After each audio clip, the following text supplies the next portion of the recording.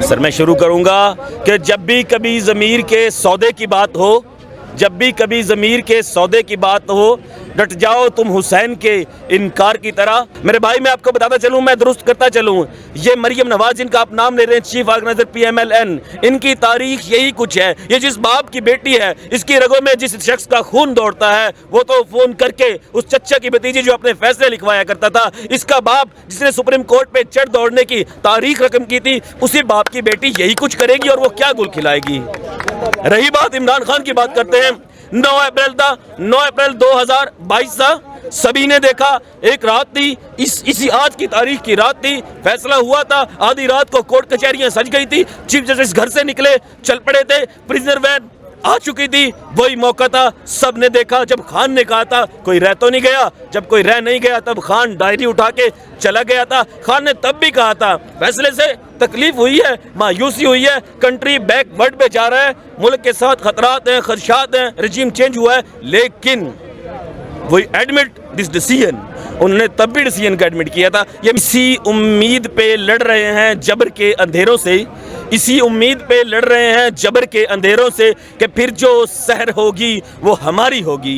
ये जो 1 साल था, ये जो 12 महीने थे, ये जो 365 दिन थे, इस दौर के अंदर, इस सफ़र के अंदर मैं तमाम बुराइयों में अच्छाई को देखना चाहूँगा। मुसलमान होने के नाते हमने इसके अंदर जो देखा, हमने ये देखा कि हम यकतरफा रोमांस से मुब्तला थे। हम 75 साल से एक बात कहते थे कि वो है ना जो वो हैं, हाँ पसे पर्दा किरदार, वो जिन्होंने भुट्टो को मरवा दिया था, वो जो नाचते हैं उनके इशारों पे, जिन्होंने सद्दाम को मरवाया, मुर्सी को मरवाया, हम उन लोगों को सलाम किया करते थे। हम तो आज तक एक ही अदारे को कहा करते थे यार कि वो अदारा है जो सारे अदारों को बचा के खड़ा है। हमें तो अब पता चला वो जिन्हें हम मालखोर कह रहे थे, मालखोर निकले, वो हमें कौमी तराने के पीछे लगा के कौमी खजाने को लूट के निकल गए हैं। मेरे भाई सारे दौर के अंदर अगर कुछ बुरा हुआ है तो हमारे जज्बात के साथ हुआ है। जो हमारे जज्बात जो बंधे पड़े थे, हम एक ही बात कहा करते थे कि वो वाले जिंदाबाद, वो वाले जिंदाबाद। आज पता चला यहाँ पे जज और जर्नैल के पीछे हमें लगाया ही नहीं गया था, हमें तो सियासतदान के पीछे लगाया गया था। इस सारे 1 साल के अंदर PTI का कोई नुकसान नहीं हुआ। खुदा की कसम 9 अप्रैल 2022 को पाकिस्तान तहरीक इंसाफ का जो वोट बैंक था, आज 100% उससे बढ़ चुका है। नुकसान हुआ है तो दूसरी पार्टियों का हो, इसमें हमारा कोई नुकसान नहीं है सर। अच्छा, आप सारी तनकीद जो है एक इदारे पे कर रहे हैं, लेकिन इमरान खान को एक तहरीक अदम एतमाद के तहत एक सियासी पार्टी ने, बल्कि 13 जमाती पार्टी ने निकाला है, तो आप एक इदारे पे तनकीद कर रहे हैं कि आपको नहीं लगता कि ये तनकीद जो है उन 13 जमाती पार्टी पे होनी चाहिए? सर मैं एक बात कहूँगा, काश ऐसा होता, काश 13 जमाती पार्टी काश अदम एतमाद के जरिए ही निकालती, लेकिन काश, ये मेरा काश ही रह गया, अदम एतमाद नहीं था। किसने देखा कौन सा कैंडिडेट कहाँ से उठता है, जाके सिंध हाउस इस्लामाबाद में कैद कर लिया जाता है, लोगों को रातों रात फैसले बदलवा दिए जाते हैं। वो कौन सी ताकत थी? और मेरे भाई नूर खान को किसने देखा, अख्तर डेढ़ को किसने देखा मुल्तान से?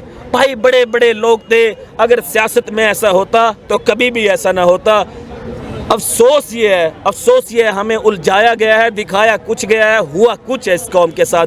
सियासत का अगर वार होता तो खान के सामने आज सियासत है ना, आइन सियासत को मानती है ना, अंडर द कॉन्स्टिट्यूशन ऑफ 1973 90 दिन में इलेक्शन होने चाहिए ना, तो क्यों नहीं हो रहे? सियासत को मानने की बात होती तो हम भी सियासतदान है, पाकिस्तान तहरीक इंसाफ सियासी पार्टी है, तो माने ना, करवाए ना इलेक्शन। नहीं करवा रहे ना। कौन है जो होने नहीं दे रहे? कौन है जो कहते हैं मुल्क के अंदर हम सिक्योरिटी नहीं दे सकते? कौन है जो कहते हैं मुल्क के अंदर फंड्स नहीं है? कौन है जो कहते हैं मुल्क के अंदर हालात साजगार नहीं है? कौन है जो कहते हैं कि अगर मुल्क के अंदर इलेक्शन हुआ तो ये मुल्क टूट जाएगा?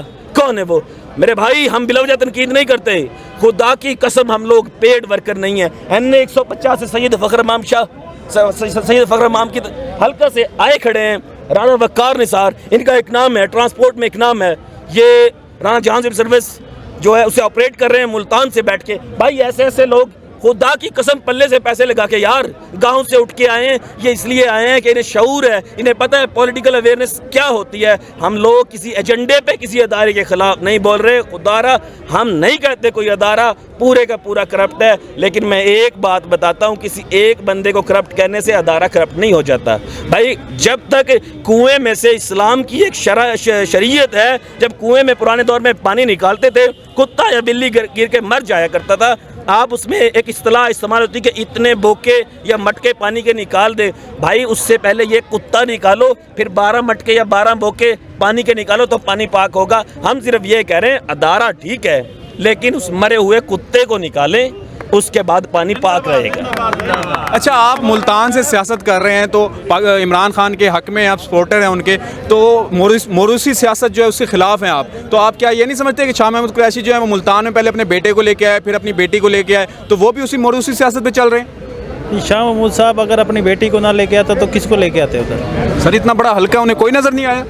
देखिए, मूसा गिलानी एक कैंडिडेट, मजबूत कैंडिडेट था, उसके हलके में मेहरबानों ही कैंडिडेट बनती थी, उसके अलावा मजबूत कैंडिडेट कोई नहीं था। एज अ बीइंग अ नज़रियाती वर्कर पाकिस्तान तहरीक इंसाफ, बिलाशुबे हमने भी तनकीद की थी, मेहरबानों को क्यों टिकट दिया है। लेकिन मेरे भाई बात कुछ इस तरह से, मैं बहुत अच्छी तरह से जानता हूँ वो जो हल्का जहाँ से मेहरबानों लड़ी थी, उस हल्के की हदें NA 147 यानी कि जहाँ का मैं रहायशी हूँ, जहाँ पे मेरा वोट कास्ट होता है, उसके साथ उनका बॉर्डर लगता है।